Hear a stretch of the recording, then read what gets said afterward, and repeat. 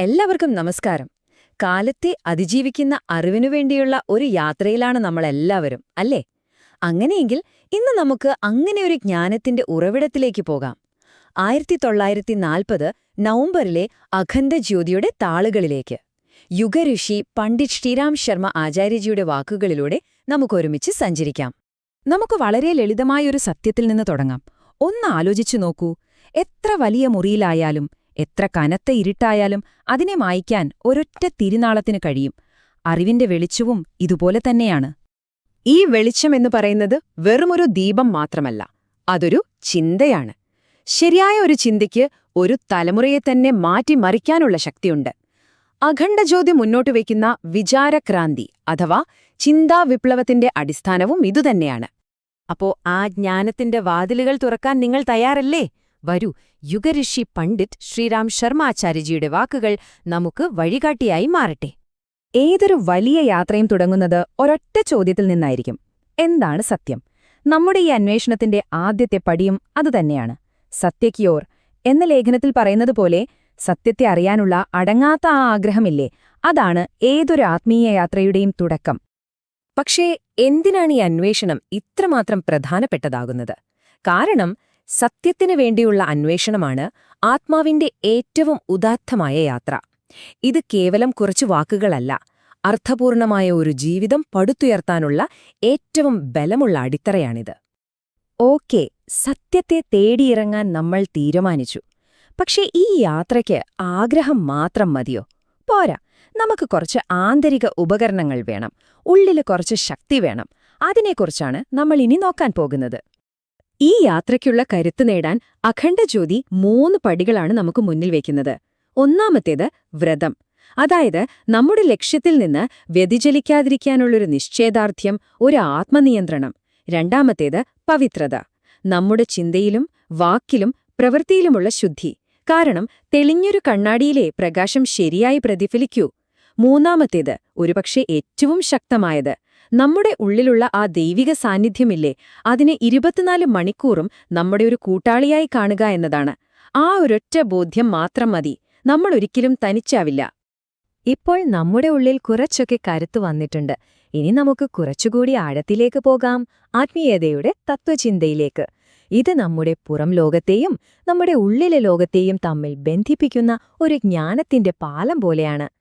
ഉദാഹരണത്തിന്, മൂർത്തി പൂജാക തത്വജ്ഞാൻ എന്ന ഭാഗം വിഗ്രഹാരാധനയുടെ യഥാർത്ഥ അർത്ഥം പറഞ്ഞുതരുന്നു. നോക്കൂ, ഒരു വശത്ത് ഒരു ബാഹ്യരൂപമുണ്ട്. അത് നമ്മുടെ മനസ്സിനെ ഒരു ബിന്ദുവിൽ കേന്ദ്രീകരിക്കാൻ സഹായിക്കുന്ന ഒരു പ്രതീകം മാത്രമാണ്. എന്നാൽ ഏറ്റവും പ്രധാനം മറുവശത്തുള്ള ആന്തരിക ഭാവമാണ്. അതായത് യഥാർത്ഥ ആരാധന എന്നത് ആ പ്രതീകം പ്രതിനിധീകരിക്കുന്ന ദൈവീക ഗുണങ്ങളെ, അത് സ്നേഹമോ ധൈര്യമോ അറിവോ ആകട്ടെ, നമ്മുടെ ഉള്ളിലുണർത്തുക എന്നതാണ്. പക്ഷേ നമ്മൾ ഈ പറയുന്നതൊക്കെ കേൾക്കാൻ നല്ല രസമാണല്ലേ? ജീവിതത്തിൽ ഇതൊക്കെ പ്രാവർത്തികമാക്കാൻ ശ്രമിക്കുമ്പോഴാണ് യഥാർത്ഥ വെല്ലുവിളികൾ വരുന്നത്. വഴിയിൽ പലതരം തടസ്സങ്ങളുണ്ടാകാം. നമുക്ക് അവയെ എങ്ങനെ തരണം ചെയ്യാമെന്ന് നോക്കാം. സാധനാ കെ വിഘൻ, ഭടക്കോം കോ മാർഗ പർ ലാവോ പോലുള്ള ഭാഗങ്ങൾ ഇത്തരം തടസ്സങ്ങളെക്കുറിച്ചാണ് സംസാരിക്കുന്നത്. നമ്മുടെ ഉള്ളിൽ തന്നെ വരുന്ന സംശയങ്ങൾ, പുറം ലോകത്തിന്റെ ആകർഷണങ്ങൾ, വഴിതെറ്റിപ്പോയ മറ്റുള്ളവരെ സഹായിക്കേണ്ടി വരുമ്പോഴുള്ള ബുദ്ധിമുട്ടുകൾ, ഇതെല്ലാം ഈ യാത്രയുടെ ഭാഗം തന്നെയാണ്.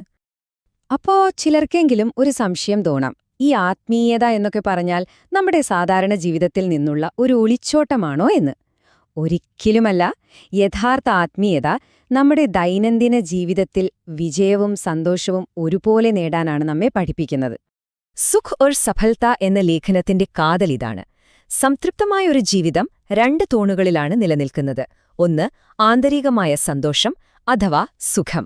2, ബാഹ്യമായ വിജയം അഥവാ സഫലത. ഇതൊരു വണ്ടിയുടെ 2 ചക്രങ്ങൾ പോലെയാണ്. ഒന്നില്ലാതെ മറ്റേതിനു മുന്നോട്ടു പോകാൻ കഴിയില്ല.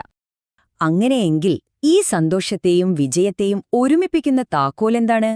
ദൂസരോ പർ റഹം കരോ എന്ന ഭാഗം അതിന് കൃത്യമായ ഉത്തരം നൽകുന്നു: കരുണ. നമ്മുടെ യഥാർത്ഥ വിജയം അളക്കുന്നത് നമ്മൾ എന്ത് നേടി എന്നതിലല്ല, മറിച്ച് നമ്മൾ മറ്റുള്ളവരോട് എങ്ങനെ പെരുമാറുന്നു എന്നതിലാണ്. ഇപ്പോൾ നമ്മൾ ഈ യാത്രയുടെ ഏറ്റവും പ്രധാനപ്പെട്ട ഘട്ടത്തിലേക്ക്, അതിന്റെ അവസാന ലക്ഷ്യത്തിലേക്ക് കടക്കുകയാണ്. അതായത് നമ്മുടെ ഓരോരുത്തരുടെയും ഉള്ളിൽ മറഞ്ഞിരിക്കുന്ന ആ അമൂല്യമായ നിധി കണ്ടെത്തുക എന്നതിലേക്ക്. പാരസ് പത്ഥർ കഹാം ഹേ എന്ന ലേഖനം നമ്മളോട് എല്ലാവരോടുമായി ഒരു ചോദ്യം ചോദിക്കുന്നുണ്ട്. തൊട്ടതെല്ലാം പൊന്നാക്കി മാറ്റാൻ കഴിവുണ്ടെന്ന് നമ്മൾ കേട്ടിട്ടുള്ള ആ സ്പർശമണി, ആ പാരസ് പത്ഥർ, അത് ശരിക്കും എവിടെയാണ്?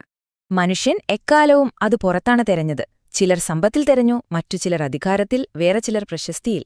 പക്ഷെ ആ തിരച്ചിലുകളൊന്നും എവിടെയും എത്തുന്നില്ല. എന്തുകൊണ്ടാണ്?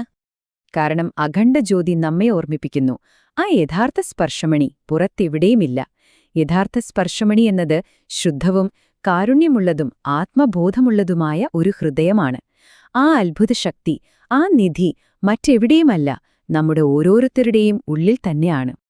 അതുകൊണ്ട് തന്നെയാണ് ഈ യാത്രയുടെ അവസാനത്തേതും ഏറ്റവും നിർണായകവുമായ പടി ആത്മചിന്ത എന്നു പറയുന്നത്. അതായത് ആത്മപരിശോധന. ഉള്ളിലുള്ള ആ നിധി കണ്ടെത്തണമെങ്കിൽ പുറത്തേക്കല്ല, നമ്മുടെ ഉള്ളിലേക്ക് തന്നെയാണ് നമ്മൾ നോക്കേണ്ടത്. അപ്പോ 1940 നവംബറിലെ അഖണ്ഡ ജ്യോതിയുടെ വെളിച്ചത്തിൽ നമ്മൾ നടത്തിയ ഈ യാത്രയെ ഒന്ന് ചുരുക്കി പറഞ്ഞാൽ, സത്യത്തെ അറിയാനുള്ള ആഗ്രഹത്തിൽ നമ്മൾ തുടങ്ങി, നിശ്ചയദാർഢ്യവും ശുദ്ധിയും കൊണ്ട് നമ്മെ തന്നെ ശക്തരാക്കി, ജീവിതത്തിലെ തടസ്സങ്ങളെ തരണം ചെയ്ത് ഒടുവിൽ ആ വലിയ സത്യത്തിലേക്ക് നമ്മളെത്തി. തൊട്ടതെല്ലാം പൊന്നാക്കുന്ന ആ സ്പർശമണി നമ്മുടെ ഉള്ളിൽ തന്നെയാണ്. ഈ അറിവ് ഇപ്പോൾ നിങ്ങളുടെ പക്കലുണ്ട്. ഒരു ചോദ്യം ഞാൻ നിങ്ങൾക്ക് വിട്ടുതരികയാണ്. ആ അമൂല്യമായ നിധി എവിടെയാണെന്ന് ഇപ്പോൾ നിങ്ങൾക്കറിയാം. അത് കണ്ടെത്താനുള്ള നിങ്ങളുടെ സ്വന്തം യാത്ര നിങ്ങൾ എപ്പോൾ എങ്ങനെ ആരംഭിക്കും? ഒന്ന് ചിന്തിച്ചു നോക്കൂ.